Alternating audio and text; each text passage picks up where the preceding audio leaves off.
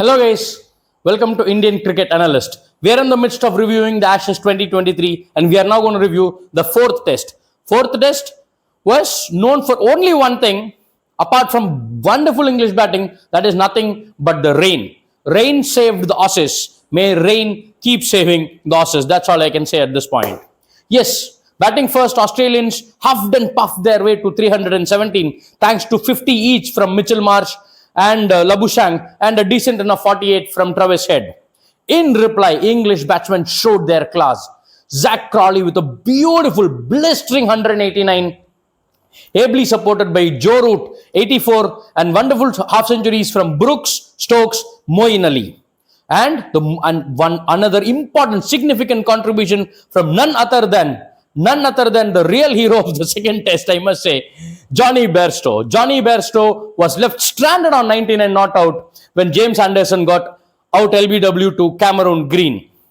It was a blistering knock from Bairstow and he missed the wonderful half century by just one run, and he was just stranded. He was not out. It was James Anderson who got out to Cameron Green.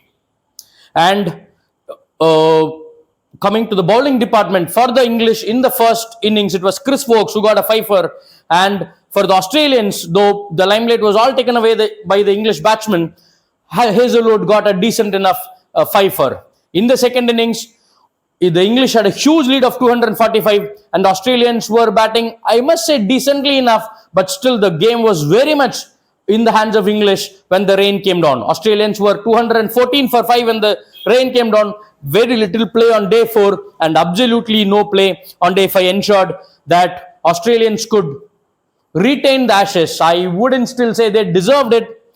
Definitely they didn't deserve it, but unfortunately sometimes in cricket such things happen and Australians were able to retain the Ashes because the English could never win the Ashes from this point, because the fifth test, even if they could win this series, this Ashes 2023 would end in a 2-2 draw, thus Australians retaining the Ashes. Unfortunately, but Australians were able to retain the Ashes. The Australian media made a big news out of it, but I still don't feel that they deserved it, because the first test was very much for the English to win.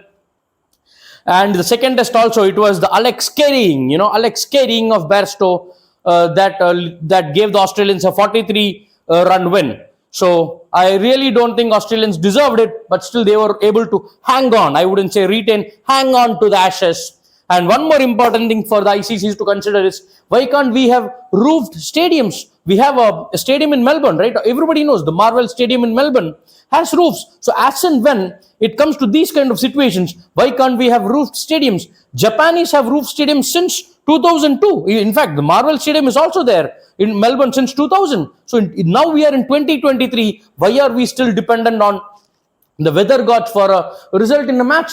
Why can't we use modern technology and have roofs over the stadiums and use it as and when required? I'm not telling it should be used every game and always. So as and when required, as and when weather has a say more than the players, why can't we use roof stadiums? There's enough money, at least in good countries or good cricket playing nations like India, England and Australia. There is enough money for the cricket board to build these kind of stadiums. It will only attract more people and it will make sure that the people's money, the money that they've paid towards the match, doesn't go waste, and thus it will bring in more people to watch the match. And if our players are able to give exciting test matches like the Ashes 2023, it will draw more people into the match. It will bring more people into cricket. It will provide more revenue to the respective cricket boards and ICC in general. It's high time ICC consider roofed stadiums, at least